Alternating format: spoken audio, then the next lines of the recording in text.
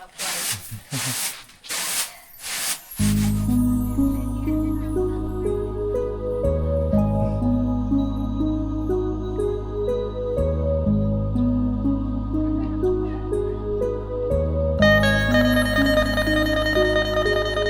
ากากดำปลาใส่ไอ้บึงดูฮะใส่สิใส่มันเห็นแล้วก็ลงดำยังตำอยู่บ่เขาตำเอากำลังเห็นยังจีไปใส่กับเลยโอ้ไปใส่กับใส่กระลับหนู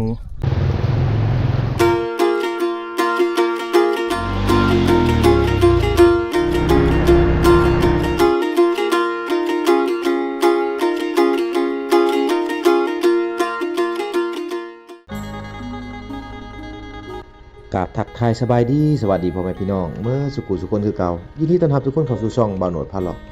อีพีนี้บ่าวโหนดกำลังจะพาพ่อแม่พี่น้องมาเบิ่งหมู่บ้านสมวยหมู่บ้านสมวยเป็นหมู่บ้านหนึ่งที่อยู่ในท่ามกลางหุบเขาและเป็นหมู่บ้านจุดกำเนิดเมืองสมวยแขวงสารวัน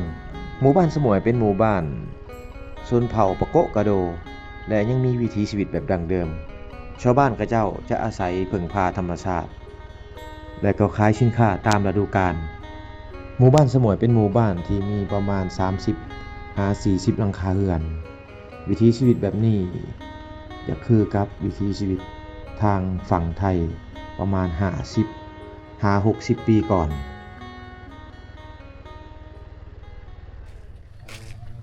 ก็แจ๊ดลังนั่นแหละเพิ่นสิไปไสนี่คนมากเลยคนมันโอ้มาได้กวนมันโดย10มื้อเฮือนบ่นี่มือเดือนโอ้อันนี้ทดสอบละลาเนาะเพราะว่ามันคนไปแล้ว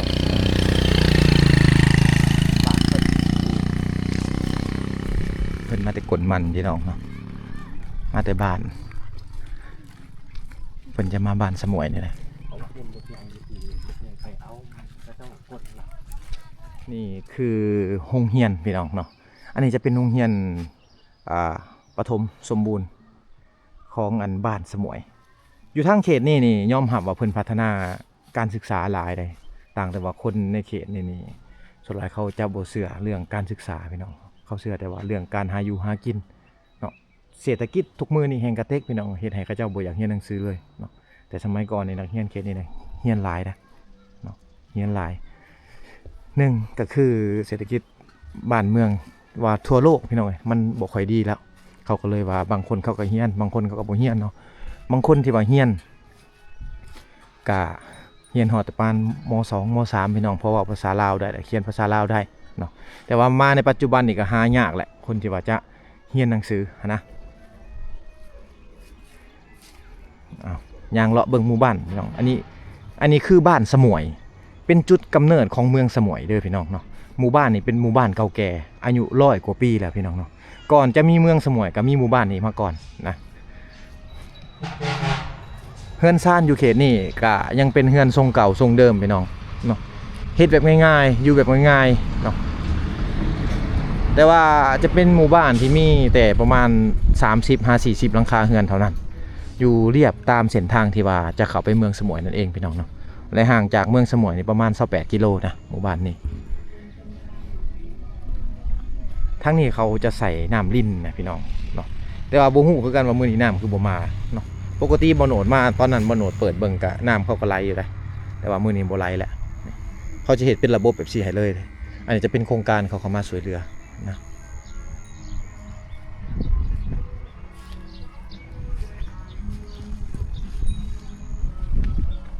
ยังเลาะพี่น้องเอ้ยเนาะโอ้เงินซานเพิ่นได้เงินแบบซี่นี่ก็บ่ได้อันนั้นได้บ่ได้ง่ายพี่น้องก่อนจะได้เงินใหม่แบบซี่เนาะเงินใหม่ยกสูงแบบซี่คือสมัยเมื่อก่อนอายุยุค90ตะกี้อยู่ทางบ้านบ่โหนดเนาะเฮือนบ่โหนดกันแนวนี้แหละพี่น้องเนาะเป็นเฮือนห้องโล่งไปนะยาวๆแบบซี่เลยสร้างเฮือนขึ้นมาแบบสบายๆแล้วเวลาญาติพี่น้องมาอยู่ก็อยู่นอนเรียนกันไปเลยแบบซี่พี่น้องเนาะอันนี้จะเป็นเฮือนหลังใหญ่อันนั้นจะเป็นเฮือนครัววางแต่งอยู่ครัวกินเนาะหลังบังใหญ่ ทางกองตารางก็มีไม้เต็มไปหมดเลยนะ อันนี้จะเป็นเขาน่าจะเป็นเขาหน้าพี่น้องเนาะมันเป็นเม็ดเรียบๆนะ มันจะโมเมนต์เขาให้นะเขาให้แล้วมันจะเป็นแบบปุ่มๆใหญ่ๆเนาะอันนี้จะเป็นเขาหน้าเขาเจ้าเขาตากแห้งไว้มาตอนแรกแหละเขากระตั้มเนาะตั้มหรือว่าบางเฮือนแต่ว่ามีหงสีเขากระซีพี่น้องเลยเนาะ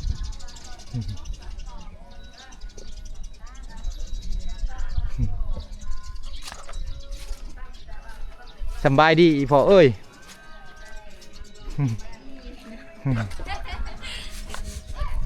อันนี้นะแคมเนาะ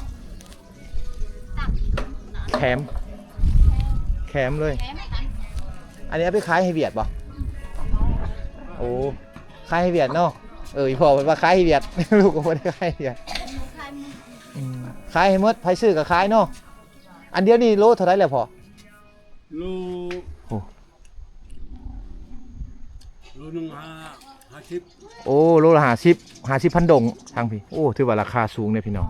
ตากไว้แล้วไปขายให้กับผู้ค้าเวียดนามเนี่ยคนลาวเขาเนี่ยในหนาเนาะ50พันดง ไอ้เบิ่งเนี่ยจะสิไปดำป้าบ่ไปยิงป้าอันนี้คืออุปกรณ์ของเด็กน้อยเขาเจ้าเด็กน้อยในเขตนี่เขาจะไปดำปลากันไปยิงปลาอยู่น้ำเซโปนนี่พี่น้องอันนี้คือเครื่องมือทำมาหากินเขาเจ้าได้ไอ้เบิ่งเนี่ยนะอันนี้คือ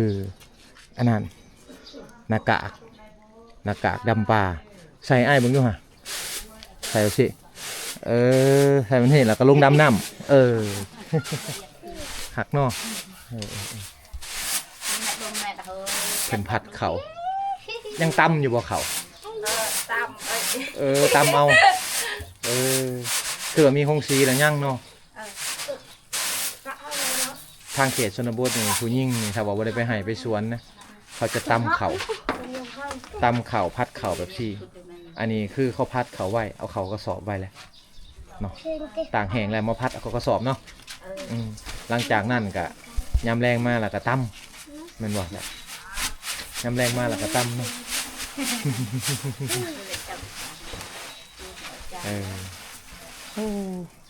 ตะกับกอกเข้ามานี่คือเขาเพิ่นพี่น้องอันนี้เขาหน้าหรือเขาให้เขาให้บ่โอ้โมโนดเราคิดว่าเขาหน้าเพิ่นพี่น้องโมเมนต์เนาะเป็นเขาให้ได้นี่นะอันนี้คือเขาให้เม็ดยาวเนาะทางนี้เนาะเขาให้เนาะเขาหน้าอยู่ทางเฮาผัดเม็ดยาวแบบซี่ไปเขตเมืองเซโปนเขาให้เพิ่นจะเป็นเม็ดตุ่มๆนะนี่แหละพี่น้องเลยเพิ่นจะตากแดดไว้อย่างซี่เนาะสบายดีไอ้พอขึ้นไปในเด้อน้อยหนึ่งกำลังเห็ดยังจีไปใส่กับมือโอ้ไปใส่กับกระลับหนูนั่นแหละพี่น้องเพิ่นเห็ดแห้วได้อันนี้คือแห้วใส่กับหนูเพิ่นได้อยู่บ่ไปแต่ละมือพอได้2-3ตัวอยู่กระลอกกระเล่นก็ได้อยู่บ่ได้อยู่ได้อยู่เนาะพอได้กินเนาะทางนี้ยังแบบยังอุดมสมบูรณ์อยู่เนาะหักทางนี้ถามในไก่ป่าก็ยังมีบ่หมูป่ายังมีบ่หมูป่าบ่มีแต่ไก่ป่ามีหลายอยู่โอ้ผู้อันนี้นะมันมีบ่เสือมีบ่สร้างผู้ใหญ่ๆนี่ขาแดงยังบ่ขาแดงบ่มีโอ้บ่มีเลยไปเวียดหมดเลยเนาะนั่นแหละมันคนไปหลายเนาะ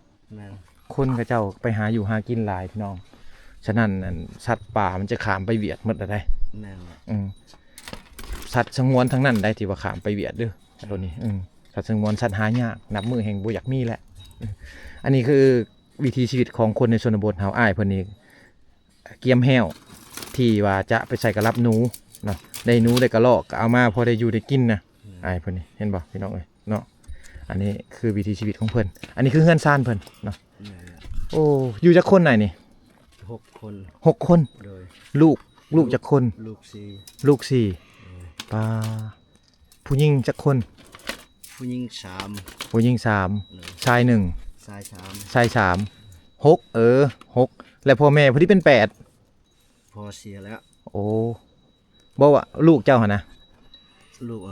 ลูกเจ้ายังบ่ได้แต่งงานบ่ยังโอ้ไอ้น้องเนาะอยู่นำกันเนาะค่อยแต่งงานแล้วลูก4 คนยิง2ชาย2ยิง2ชาย2บัดนี้ถึกๆเพิ่นน้อง เมื่อกี้เพิ่นว่าบ่ถึกยิง2ชาย2เนาะอยู่นำกันอยู่นี่แหละเงินเพิ่นเห็นบ่ เฮือนคนในเขตชนบทเฮานี่บ่ได้มีอันนั้นเด้บ่ได้มีห้องคันห้องนอนมีแต่นอนแบบซี่เลย แม่น เนาะคือบัดยามฝนนี่มันบ่หัวไหวอยู่นี่ หัวแล้ว หัวบ่โหพี่น้องเฮือนเพิ่นยังมุงหญ้าอยู่ได้แต่ว่าเฮือนเพิ่นนี่ยังบ่มีคือหมู่เนาะเว้าแล้วก็สร้างครอบครัวมาก็ดนแล้วประมาณ 4-5 ปีแล้วแหละพี่น้องแต่ว่าเพิ่นก็ยังบ่ทันได้มีก็คือการยากก็คือบ่มีสถานที่ทำมาหากินทางเขตชนบทนี่บ่มีพื้นที่การปลูกฝังเนาะถ้ามีพื้นที่การปลูกฝังเพิ่นก็สิพอมีเงินมาเฮ็ดเฮือนเฮ็ดชานได้นี่เตาไฟก็อยู่ทางในเลยนี่เตาไฟเพิ่นเนาะร้อนๆหนาวๆก็ดังแบบซี่แหล้วเนาะยามหนาวก็ดังอยู่ใน อยู่นี่แหละ บัดยามร้อนนี่ซะก็ดังอยู่นี่เลยบ่ อยู่นี่แหละ เออ บ่ฮู้วันดังสิได้ใด คนแต่ก่อนความเชื่อคนแต่ก่อนพี่น้องสมัยตะกี้มันเป็นป่าเป็นดงอยู่ทางเขตนี่นะถ้าว่าเจ้าสิไปดังไฟอยู่หลุมก็อันตรายเนาะตะกี้เนาะฉะนั้นแหละพ่อแม่รุ่นตะกี้เขาก็เลยว่าต้องได้เอาเตาไฟขึ้นทั้งเฮือนแบบนี้ แล้วก็อากาศหนาวก็อยู่ได้พี่น้องเพราะว่าในเขตนี่ส่วนหลายจะอากาศจะหนาวนะ นั่นแหละ อากาศจะหนาวอากาศจะบ่ได้ร้อนเนาะฉะนั้นแหละเพิ่นจึงเอาอันเตาไฟขี่เตาไฟนี่ขึ้นมาไว้ทั้งเฮือนอ่ะกลางค่ำกลางคืนก็บ่ได้ลงแหละพี่น้องก็อยู่นั่นแหละ พิงไฟอยู่ทั้งเฮือนอยู่ทั้งชานแขกคนมากก็มานอนอยู่นั่นแหละ เนาะ นั่นแหละ แล้วก็ล้มกันไปพร้อมกินน้ำชาไปพร้อมกินกาแฟไปพร้อมได้ทางเขตนี้เอาขอบใจได้เด้อ ขอบใจ โดย คือกระลับเพิ่นใส่แห้วเป็นนายพราน ไปให้อยู่หากิน อยู่ข้างหลังบ้านเพิ่นนี่จะเป็นแม่น้ำเซโปนได้อพี่น้องเนาะได้ยินแต่เสียงน้ำไหลนะนี่เดี๋ยวบโนจะพาพี่น้องไปเบิ่งแม่น้ำเซโปนเนาะแต่คักเลยพี่น้องอยู่ในเขตชนบทบโนย่อมรับว่าคักเนาะเบิ่งฟืนเพิ่นนี่เห็นบ่เรียนสับลาบอยู่ในกองตารางเฮือนนี่อันนี้คือฟืนเพิ่นเอามาแต่ไห้แต่สวนเนาะมาแต่ไห้แต่สวนเพิ่นเวลาเขาเจ้าเฮ็ดไห้เข้าทางป่าเนี่ยเขาเจ้าจะบ่ได้ทิ่มเด้อฟืนแบบนี้เขาจะตัดกองไว้พี่น้องกองไว้หลังจากนั้นแหละเขาจะขึ้นไปเฮ็ดไห้ปลูกข้าวบ่ปลูกมันหยังต่างๆเวลากลับลงมานี่ผู้หญิงเนาะจะแบกลงมาส่วนผู้ชายจะไปตัดไว้นะตัวนี้ เขาจะแบ่งหน้าที่กันเลยพี่น้องเอ้ยเนาะแต่ว่าบางครอบครัวเท่านั้นที่ว่าผู้ชายจะซอยผู้หญิงเนาะแบกลงมาซอยเมียซอยลูกพี่น้องเนาะนี่ก็คือฟืนเพิ่นเสื้อเพิงที่ว่าจะเอาไว้แต่งอยู่ครัวกินต่างๆกับชาวบ้านเขาเจ้าก็ใส่ตัวนี้แหละเขาจะบ่ได้ใส่เตาแก๊สไฟฟ้าหุงต้มมันยังของเฮาแบบในเมืองบ่มีพี่น้องจะใส่ตัวนี้หลักๆคือใส่ตัวนี้อย่าคือกับยุค90หรือว่าอย่าคือกับอันประเทศไทยหรือว่าทางภาคอีสานแต่สมัย60 ปีก่อนแม่นบ่พี่น้องเนาะคือกันบ่ข้างหลังบ้านเพื่อนพี่น้องข้างหลังนี่จะเป็นแม่น้ำเซโปนนะข้างหลังจะเป็นแม่น้ำเซโปนจะเป็นแกงหินส่วนหลายชาวบ้านกับเจ้าก็สิได้พากันมาหาอยู่หากินอยู่วังนี้แหละเนาะมาหาอยู่หากินอยู่วังนี้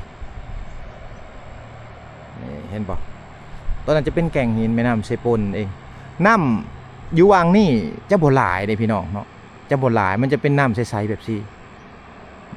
น้ำซ้ายนี่มันจะไหลเข้าไปเวียดนามแล้วจะไหลเข้าไปใส่เขื่อนเนาะเขื่อนในเวียดนามนั่นแหละมันจะไหลเข้ามาลาวอีกทีนึงน้ำที่ไหลผ่านบันดงหั่นเนาะมันจะอันนั้นมันจะขุ่นกว่านี้อีกพี่น้องเนาะมันจะบ่ใสแบบนี้แต่ว่าอยู่ทางเขตนี้น้ำมันจะตื้นเนาะอาบกับน้ำนี่พี่น้องเนาะซักเครื่องกับน้ำนี่เนาะใส่ดื่มใส่กินกับน้ำนี่เนาะชาวบ้านเขาเจ้าเป็นแม่น้ำไซใหญ่และเป็นแม่น้ำไซหลักของชาวบ้านเขาเจ้าอยู่ในเขตนี้นะคือทางนี้เขาเจ้าเขาจะฟังเพลงเวียดนามได้พี่น้องเนาะทางเขตนี้เขาจะฟังเพลงเวียดนามนะครับนะส่วนหลายคนเขตนี้จะเข้าใจภาษาลาวน้อยกว่าภาษาเวียดนามอีกพี่น้องเนาะเพราะว่าเขาเจ้าอยู่ติดกับชายแดนลาวเวียดนามและเขาเจ้าเนี่ยจะใช้ภาษาพื้นบ้านเขาเจ้าก็คือภาษาปะโกกะโดเนาะแล้วก็ภาษาเวียดนามนะที่ว่าเขาเจ้าสื่อสารกันในหมู่บ้านพี่น้องเลยนะแต่ว่าภาษาลาวนี่ดำน้อยเท่านั้นที่ว่าเขาจะได้สื่อสารกันนะถึงว่าจะมีห้องเฮียนแต่ว่าเขาก็จะบริทิมคำเว้าหรือว่าภาษาพื้นบ้านเขาติดขาดพี่น้องเนาะเพราะภาษาพื้นบ้านนี่เขาสืบทอดมาแต่รุ่นพ่อรุ่นแม่พี่น้องทางไทยนี่เขาจะห้องว่าภาษาสวยพี่น้องถ้าว่าทางเขตเหนือเนี่ยเขาจะห้องว่าภาษากล้วยเนาะของไทยนะแต่ว่าทางลาวเขาจะห้องว่าภาษาปะโกะกะโดภาษาบรูภาษาตรีภาษามังกรพี่น้องเนาะแต่ว่า คำเว้าหรือว่าความหมายต่างๆ ที่ว่าเขาเว้ากันสื่อสารกันอยากคล้ายๆกันเนาะมีบางอันเท่านั้นที่ว่าแตกต่างกันเอาพี่น้อง EP นี้ก็สิมีประมาณนี้ที่ว่าบ่โนดกับบ่คุยได้พาพ่อแม่พี่น้องมาลิ้นมาเที่ยวหมู่บ้านสมวยหมู่บ้านจุดกำเนิดเมืองสมวยนั่นเองพี่น้องเนาะบ่มีกิจกรรมอย่างหลายพี่น้องก็มีประมาณนี้เนาะที่ว่าบ่โนดพาพ่อแม่พี่น้องมาเบิ่งมาเที่ยวพี่น้องเอ้ย ก็ต้องขอของมุกขอบใจหมดสุขุสุคนที่เข้ามาติดตามรับชมเด้อพี่น้องเนาะต้องขอของมุกขอบใจหลายๆ EP นี้ก็ต้องขอลาไปก่อนพี่น้องบ๊ายบายเจอกัน EP หน้า